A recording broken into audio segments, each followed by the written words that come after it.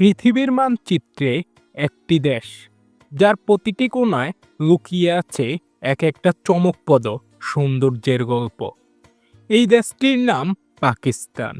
হিমালয়ের শ্বেতশুভ্র চূড়া থেকে শুরু করে সিন্ধু নদীর প্রশান্ত স্রোত পর্যন্ত সবকিছু যেন এক বিমুগ্ধকর কাব্য। উত্তরের হুঞ্জা ভ্যালি যেন রূপকথার মতো সুন্দর, বরফে মোড়া পাহাড়, ঝকঝকে আকাশ আর পাহাড়ি নদী, যেন প্রকৃতি এখানে নিজের হাতে গড়েছে স্বর্গ। স্কার্দু, গিলগিট আর পেইরি মেডোস, প্রতিটি জায়গা এক একটি জীবন্ত পোস্টকার্ড। এখানেই দাঁড়িয়ে আছে নানগা পর্বত, বিশ্বের নবম উচ্চতম শৃঙ্গ। এই পর্বতের ভয়াবহতা ও জীবন্যাসের জন্য একে ডাকা হয় কিলার মাউন্টেন।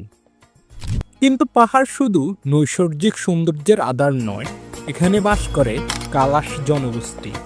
তাদের পোশাক, ধর্মীয় উৎসব ও সংস্কৃতি যেন হাজার বছরের ঐতিহ্যের জীবন্ত দলিল। পাকিস্তানেই গড়ে উঠেছিল ভারত উপমহাদেশের অন্যতম প্রাচীন সভ্যতা সিন্ধু সভ্যতা। মহেঞ্জোদারো আর হরপ্পার ধ্বংসাবশেষ এখনও বলছে মানুষ এখানে হাজার বছর আগে জানত নগর গড়ার শিল্প। লাহোর, ইতিহাস ও শিল্পের শহর। বাদশাহী মসজিদের কারুকাজ, শালিমার গার্ডেনের কাঠামো, সব যেন মুঘল সৌন্দর্যের এক জ্যান্ত নিদর্শন।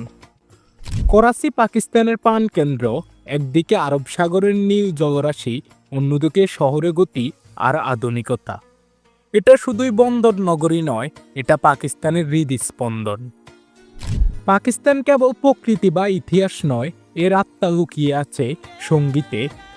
কাওয়ালি আর পাঞ্জাবি লোকসঙ্গীত এই মেলবন্ধনেই গড়ে তোলে পাকিস্তানের সুরেলা সৌন্দর্য। পাকিস্তান যেন একটি ভূখণ্ড নয়, বরং প্রকৃতির হাতে গড়া এক অপরূপ সৌন্দর্যে গড়া নিদর্শন। পাহাড়, নদী, মরুভূমি, ইতিহাস আর হৃদয়ের সমন্বয়ে গঠিত এক স্বপ্নময় দেশ। এটাই পাকিস্তান সৌন্দর্যের আরেক নাম।